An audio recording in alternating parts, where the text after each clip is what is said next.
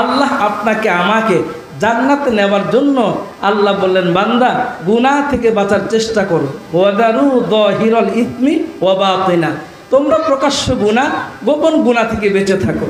কারণ নামাজির তো অভাব নাই, গুনাহ মুক্ত নামাজির বড় অভাব। আওয়াজ করে বলেন ঠিক না বেঠিক? আমার আগে মুফতি মুসা বিন আব্দুল আজিজ বয়ান করেছেন, জান্নাতে যাওয়া সহজ, কিন্তু আপনাকে আমাকে কথাগুলো মানলে জান্নাতে যাওয়া সহজ হবে। তাহাজ্জুদ গুজারের অভাব নাই, তবে গুনাহগার গুনাহমুক্ত মানুষের দুনিয়াতে বড় অভাব। আওয়াজ করে কোন ঠিক না বেঠিক? এখন আমাদের দিলে সবার প্রশ্ন, হুজুর গুনাহমুক্ত জীবন কিভাবে গঠন করা যায়, কিভাবে গুনাহ ছাড়তে পারবো? এজন্য আল্লাহ তাআলা কোরআনে হাকিমে বললেন, ক্বালাল্লাহু সুবহানাহু ওয়া তাআলা, ক্বালাল্লাহু সুবহানাহু ওয়া তাআলা, ওয়া আম্মা মান খাফা মাকামা রাব্বিহি ওয়া নাহান নাফসা আনিল হাওয়া ফা ইন্নাল জান্নাতা হিয়াল মাওয়া। গুনাহ থেকে বাঁচার জন্য দুইটা কথা আপনাকে আমাকে স্মরণ রাখতে হবে। এক নম্বরে আল্লাহর সামনে আমাকে দাঁড়াইতে হবে। আওয়াজ করে কোন দাঁড়াতে হবে কি হবে না? যখনই মানুষ এই কথাটা ভুলে যায়, আমার বাদাল মাউত, মৃত্যুর পরে মালিকের সামনে আমাকে দাঁড়াতে হবে, বান্দা যখন এই কথা ভুলে যায় তখন বান্দার দ্বারা গুনাহ করা সহজ হয়। আওয়াজ করে বলেন ঠিক না বেঠিক? আমাদের আকাবেররা গুনাহ করেন নাই, সাহাবায়ে কেরাম তাদের দ্বারা গুনাহ হয় নাই। তাদের দ্বারা গুনাহ কেন হয় নাই? তারা কোরআনের অর্থ বুঝতেন। কোরআন তাদেরকে বলতো, ও আল্লাহর ওলিরা গুনাহ করবা না। এজন্যই তো আল্লাহ তাআলা কোরআনে হাকিমে ডাক দিয়া বলেন, দোস্ত তোমাকে আমাকে আল্লাহ তাআলা বানাইলেন মালিকের ইবাদতের জন্য। আল্লাহ কোরআনে ডাক দিয়া বলেন, ওয়া মা খালাকাতুল জিন্না ওয়াল ইনসা ইল্লা লিয়াবুদুন। আল্লাহ ডাক দিয়া বলে, বান্দা আমি তোরে বানাইছি ইবাদতের জন্য, আমার হুকুম পালনের জন্য। হ্যাঁ বান্দা শুনে নাও, শুনে নাও, আমি আল্লাহর হুকুম পালন করবার পরে যদি গুনাহ থেকে বাঁচতে পারো, চোখটা বন্ধ করতে দেরি হবে, আল্লাহ পাক রব্বুল আলামিন তোমাদেরকে জান্নাত দিতে দেরি করবেন না। সুবহানাল্লাহ। এজন্য গুনাহ হবে না কি কাজ করলে? হযরতে থানবী আলাইহির রাহমা, উনি ওনার কিতাবের মধ্যে লেখে, উনি যার কাছে মুরিদ হয়েছেন, হযরতে থানবী রহমতুল্লাহি আলাইহি আল্লাহর গোলাম বান্দাদেরকে যখন মুরিদ বানাইতেন আর একটা কথার সবক শিক্ষা দিতেন, তুমি জমিনের যেই জায়গায় থাকো দুনিয়ার কেউ না দেখলে তোমাকে আল্লাহ দেখে। যখন তুমি এই কথা তোমার অন্তরে ফিট হয়ে যাবে, দুনিয়ার কেউ না দেখলেও তোমাকে আল্লাহ দেখে, যখন এই জিনিস ফিট হয়ে যাবে তো তোমার দ্বারা গুনাহ করা কষ্টকর হয়ে যাবে। কারণ আল্লাহ দেখে আর তুমি গুনাহ করবে, এটা তো হইতে পারে না। এজন্য হযরত থানবী মুরিদদেরকে পরীক্ষা করবার জন্যে আল্লাহর গোলাম থানবী তার দরবারে 4টা মুরগি আসছেন আর 4 জন মুরিদও তার কাছে আসছেন, মুরিদদেরকে একটু পরীক্ষা করতে চান। এজন্য মুরিদদেরকে ডাক দেয়া বলেন, মুরিদেরা এখানে আসো, আমার দরবারে 4টা মুরগি আসছে, আর এই 4টা মুরগি তোমরা জবা করে নিয়ে আসবা। তবে মুরগি যখন জবা করবা দুনিয়ার কেউ যেন না দেখে, খুব ভালো করে খেয়াল করবা। মুরিদেরা সবাই মুরগি নিয়ে চলে গেছে জবা করার জন্যে। অনেক সময় পার হয়ে যায়, 3 জন মুরগি জবা করে নিয়ে আসছে, 1 জন ফেরত আসে না। আল্লাহর গোলাম হযরত থানবী রহমতুল্লাহি আলাইহি এই 4 জনকে যখন মুরগি জবাহ করার জন্য হযরত থানবী পাঠায় দিলেন, 3 জন মুরগি জবাহ করে নিয়ে আসছে, 1 জনকে পাওয়া যায় না। ওই আল্লাহর গোলাম তিনি তো আসে না, লম্বা সময় পরে আসছে। এবার হযরত থানবী প্রশ্ন করেন, কিরে বাবা তুমি মুরগি এত তাড়াতাড়ি জবাহ করে নিয়ে আসলা, তুমিও নিয়ে আসলা, তুমিও নিয়ে আসলা, তোমার কেন আনতে দেরি হইল?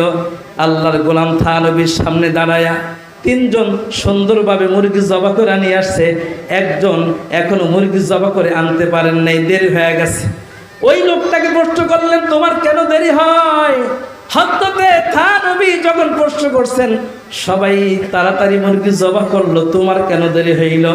এই মেয়ে তুমি কোথায় জবাহ করছো? কেউ দেখে নাই। বলে না না, আমার ঘরের মধ্যে জবাহ করছি, কেউ দেখে নাই। তুমি কোথায় জবাহ করছো? বলে আমি আমার পুষ্কুনির পারে জবাহ করেছি। তুমি কোথায় জবাহ করেছো? বলে আমি আমার ঘরের এক কোণার মধ্যে জবাহ করেছি। এবার 3 নম্বর ব্যক্তি শেষ হওয়ার পরে চতুর্থ ব্যক্তি মুরগিটা জিন্দা মুরগি নিয়ে দাঁড়ায় আছেন। হযরতে থানবী বলেন, তুমি কেন জবাহ করতে পারো নাই? লোকটা দাঁড়ায় দাঁড়ায় বোকার মতো কাঁদতেছেন, চোখ থেকে টপ টপ করে পানি পড়তেছেন। হযরতে থানবী বলে, কেন তুমি কান্না করতেছো? কান্নার কারণ কি? আল্লাহর গোলাম ডাক দেয়া বলে, হযরত, আপনি আমাকে মুরগি জবার শর্ত দিয়েছেন দুনিয়াতে যেন কেউ না দেখে। আমি আপনার কথাটা পালন করবার জন্য ঘরের মধ্যে ঢুকলাম। ঘরের মধ্যে ঢোকার পরে ছুরি হাতে নিলাম, বিসমিল্লাহ বলে জবাহ করব। হঠাৎ করে মনে পড়ে গেল দুনিয়ার কেউ না দেখলেও আওয়াজ করে বলেন, দেখেন কে? ও আল্লাহর ওলি থানবী, আমি ঘরে জবাহ করতে গেলাম, দেখি না না, দুনিয়ার কেউ না দেখলে তো আল্লাহ আমার দিকে তাকায় আছে। অনেক চেষ্টা করছি ওস্তাদজি, মুরগিটা জবাহ করতে পারি নাই। হযরতে থানবী ডাক দিয়ে বলে, এরে আল্লাহর গোলামেরা, তোমরা তিনজন জবাহ করে নিয়ে আসলাম, এই লোকটা জবাহ করে আনতে পারে নাই। কারণটা হলো এই লোকের অন্তরে আল্লাহ পাকের ভয় আছে। দুনিয়ার কেউ না দেখলে তো আল্লাহ পাক দেখেন।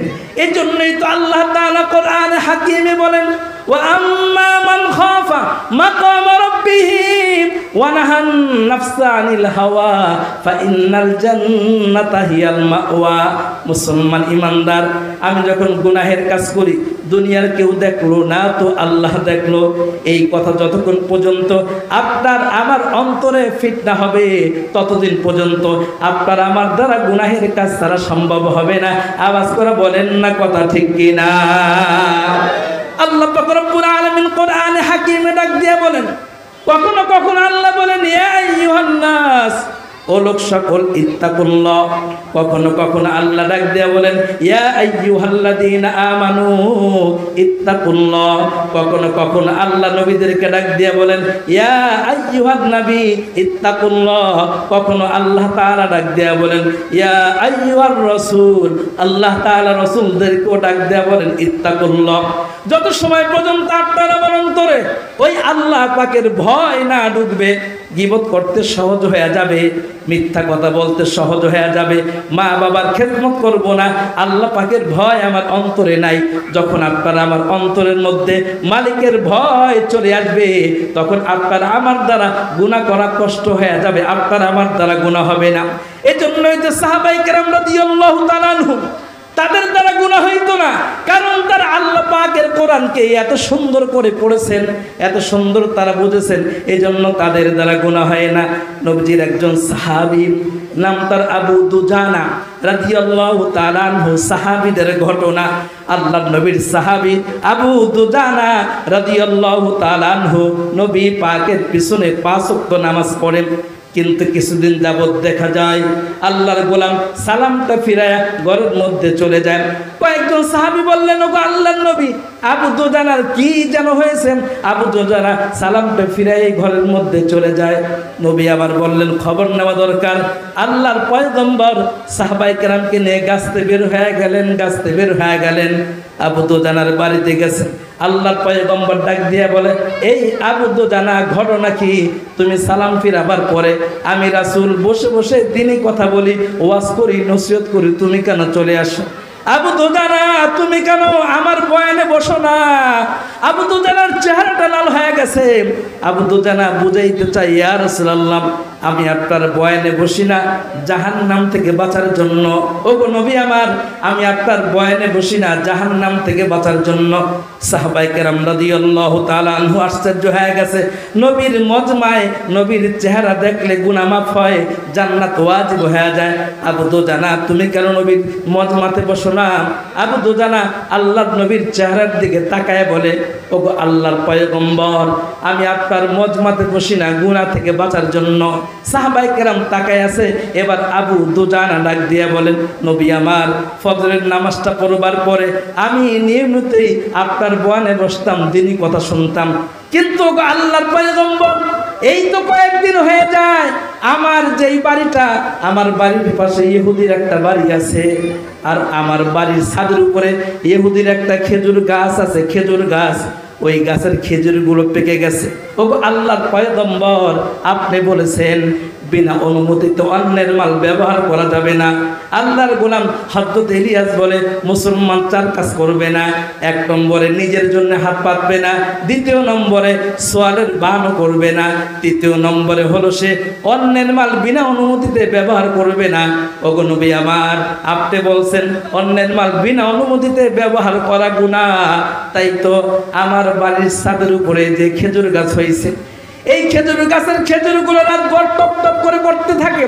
ওগো আল্লাহর পয়গম্বর, আমি যদি ফজরের নামাজটা পড়ে আপনার বয়ানে বসি, আমার যদি আসতে দেরি হয়ে যায় গো রাসূল, আমার যদি বসতে দেরি হয়ে যায়, ঘরে আসতে দেরি হয়ে যায়, আমার সন্তান ছোট ছোট এরা ঘর থেকে বের হয়ে যাওয়ার পরে যদি ওই ইহুদির গাছের খেজুরগুলো একটা খেজুর মুখে দিয়ে দেয়, তো বিনা অনুমতিতে অন্যের মাল ব্যবহার করা হারাম।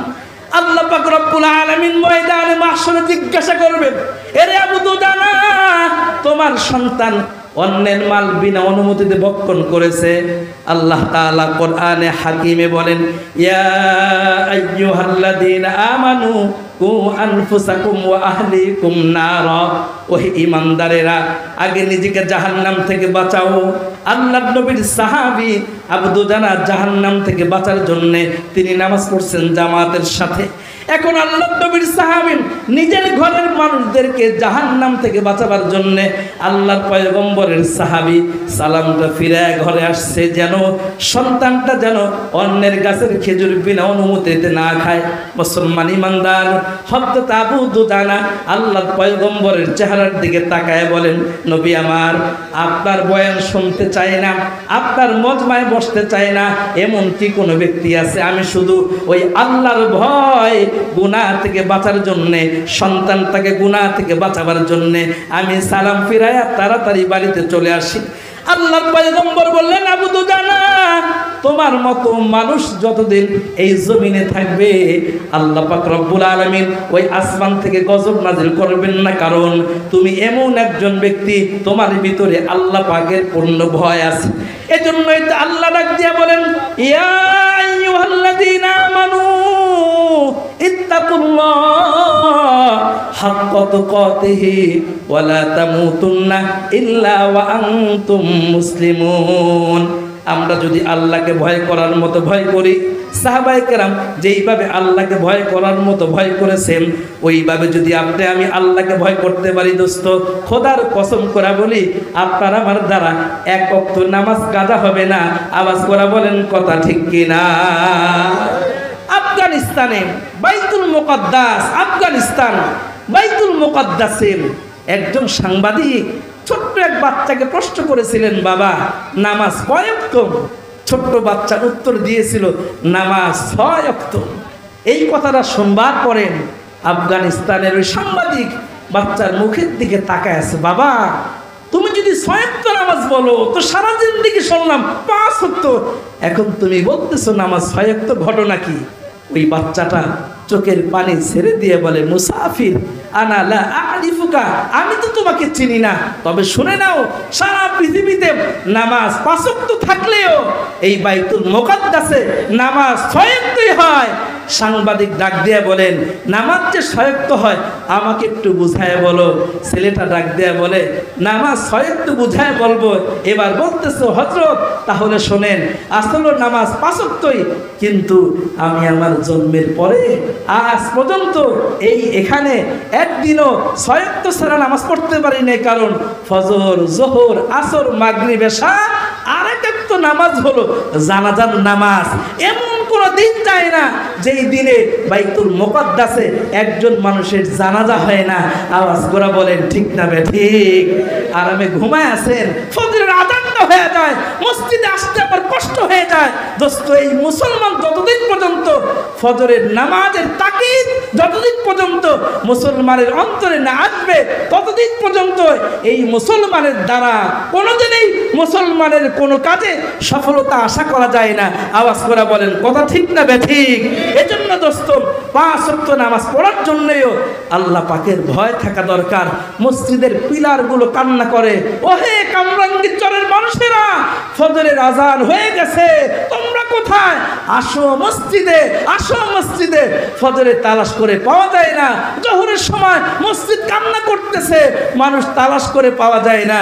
যতদিন পর্যন্ত নামাজের প্রতি আপনার আমার মহব্বত না হবে, ততদিন পর্যন্ত আপনার আমার দ্বারা, ততদিন পর্যন্ত আপনার আমার দ্বারা এই জমিনে ইসলামের পূর্ণ কাজ করা সম্ভব হবে না। এই জন্য আজকের এই মাহফিল থেকে ওয়াদাবদ্ধ হতে হবে, আল্লাহ যতদিন বাঁচায় রাখছে এক ওয়াক্ত নামাজও কাজা করব না ইনশাআল্লাহ। নামাজ অনেক বড় হাতিয়ার। যদি নামাজ আমি নামাজ অভ্যস্ত হতে পারি, রাসূলের সাথে আমাদের জান্নাত হবে। নবী পাকের সাহাবী, হয়তোবা 2-3 মিনিট কথা বলবো, বিদায় নিয়ে নিব। একটা সুন্দর হাদিস শোনায় দেই। হযরত রাবিয়া রাদিয়াল্লাহু তাআলা আনহু নবী পাকের একজন সাহাবী। নবীজির কঠিন এক অভ্যাস ছিল, তাহাজ্জুদ নামাজ ছাড়া তিনি ঘুমাইতেন না। এই অভ্যাস তিনি দেখার পরে নবীজি সাল্লাল্লাহু আলাইহি ওয়াসাল্লামের একজন সাহাবী হযরত রাবিয়া রাদিয়াল্লাহু তাআলা আনহু তিনি চিন্তা করলেন আর নিয়ত করলেন, আমি নবী পাকের পাশে ঘুমাবো, দেখি রাসূল তাহাজ্জুদ কখন পড়ে, কয় রাকাত পড়ে, কিভাবে পড়ে। হাদিস ও তাফসিরের কিতাবের মধ্যে লেখেন শাইখুল হাদিস আল্লামা জাকারিয়া আলাইহির রহমা বলেন, ওই আল্লাহর গোলাম বাড়িতে যান না, রাতে নবীর পাশেই ঘুমান। নবীজি ওঠেন, মেসওয়াক আগায়া দেন, পানি আগায়া দেন, নবীজি উঁচু করেন। নবীজি তার খেদমতে খুশি হয়ে একদিন রাবিয়াকে ডাক দিয়া বলে, রাবিয়া, আমি তোমার উপরে সন্তুষ্ট আছি, তুমি আমার কাছে যা চাও আজকে আমি তোমাকে তাই দেয়া দিব। সুবহানাল্লাহ। হযরত রাবিয়া নবী পাকের মুখের দিকে তাকায়া কান্না কান্না ভাব, ইয়া রাসূলুল্লাহ, বলে হ্যাঁ যা চাও। আল্লাহর পয়গম্বর হযরত রাবিয়ার মুখের দিকে তাকায় বলতেছে, রাবিয়া, আমি তোমার খেদমতে সন্তুষ্ট, আজকে তুমি যা চাইবা আমি তোমাকে তাই দেয়া দিব। নবী পাকের সাহাবী আল্লাহর নবীর মুখের দিকে তাকায় বলে, ওগো পয়গম্বর, যা চাবো তাই দিবেন? বলে হ্যাঁ।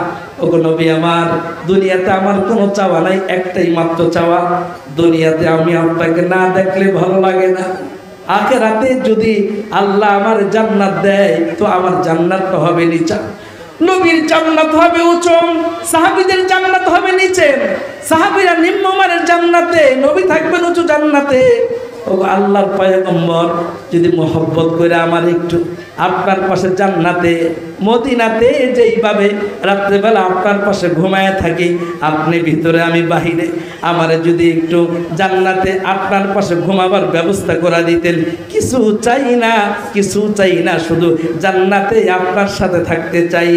আল্লাহর পয়গম্বর আবু দুজানার মুখের দিকে তাকায় বলে, ওরে আবু দুজানা, যদি তুমি আমার সাথে জান্নাতে থাকতে চাও, তুমি যদি আমার সাথে জান্নাতের সঙ্গী হইতে চাও, ও রাবিয়া, ছোট্ট একটা আমল তোমারে শিখাই দেই, আজকে থেকে তুমি সিজদা বাড়ায় দাও, সিজদা বাড়ায় দাও।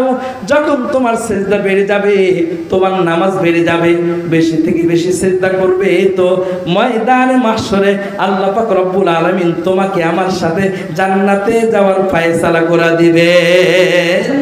নবীজি বললেন, ঠিক আছে, তুমি বেশি বেশি নামাজ পড়ো, আর তুমি কি চাও?